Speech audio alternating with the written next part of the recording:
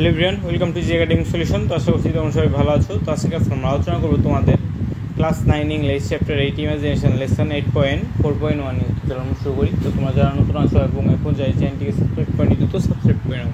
তো দেখো এখানে কী বলা হয়েছে, let us work of imaginative interpretation. তো চলো আমরা কী করি, একটা কাল্পনিক কোনো একটা জিনিসের আমরা ইন্টারপ্রিটেশন বা সেটা ব্যাখ্যা নিয়ে কাজ করি। টু পারফর্ম এটা করার জন্য ইউ নিড টু ডু, তোমার নিচের কাজগুলো করতে হবে। Work in a group of 6, তোমার 6 জনের একটা গ্রুপ গঠন করতে হবে। Select any poem from your Bangla and English textbook, অর্থাৎ তুমি কি বাংলা বা ইংলিশ টেক্সট বুক থেকে যে কোনো একটা কবিতা সিলেক্ট করতে পারো। You can even select one of the 3 poem from this experience, অর্থাৎ এই এক্সপিরিয়েন্সে যে আমরা 3টা কবিতা দেখলাম সেগুলো আমরা সিলেক্ট করতে পারি। পলিড্রিস, ইফ আই হ্যাড বা 2 wings, অর্থাৎ আমার যদি 2টা ডানা থাকতো। তারপরে ডিকিনসন্স হোপ আছে সেইটা। তারপরে is the things with feathers, যে গিন্সবার্গের আছে, এগুলো আমরা যে কোনো একটা পোয়েম সিলেক্ট করতে পারি এই 3টা থেকে। তো দেখো, now analyse the theme of imagination used in this poem, অর্থাৎ এই পোয়েমটায় কী কী ইমাজিনেশন ইউজ করা হয়েছে। ইউ মাস্ট ডিসকাস মেটাফোর, অর্থাৎ মেটাফোর সম্পর্কে আলোচনা করতে হবে। ইমেজেশন, সিম্বল, এগুলো নিয়ে আলোচনা করতে হবে। আফটার দিস এটা করার পর এক্সপ্রেস ইউর পার্সোনাল রিফ্লেকশন, তোমার ব্যক্তিগত রিফ্লেকশন তোমার তুলে ধরতে হবে। When poem is connected with you the most, অর্থাৎ কখন এই পোয়েমটা বা হুইচ পোয়েম তোমার সাথে বেশি কানেক্ট করেছে অ্যান্ড হোয়াই, এবং কিসের জন্য সেটা তোমার বলতে হবে। তো চলো আমরা দেখে নিই এগুলো আমরা কীভাবে করতে পারি। তো দেখো আমরা কী করতে নেব, if I had 2 little wings, আমরা এই কবিতাটা সিলেক্ট করে নেব।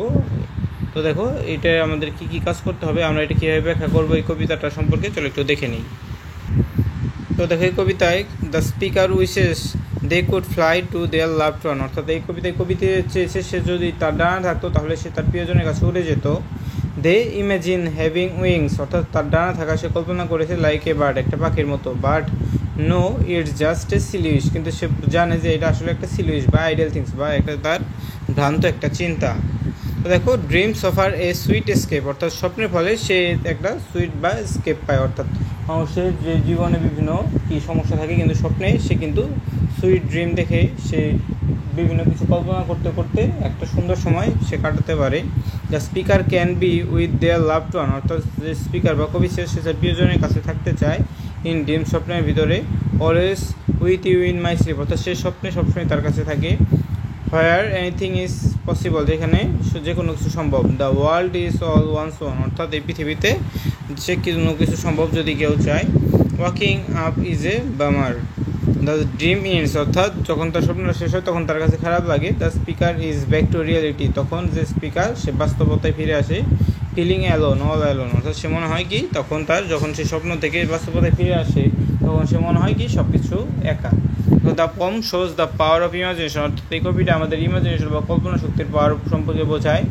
ইভেন ইফ ইটস টেম্পোরারি, যদি এটা কি হয় যে তোমার টেম্পোরারি বা ক্ষণিকের জন্য হয়ে থাকে।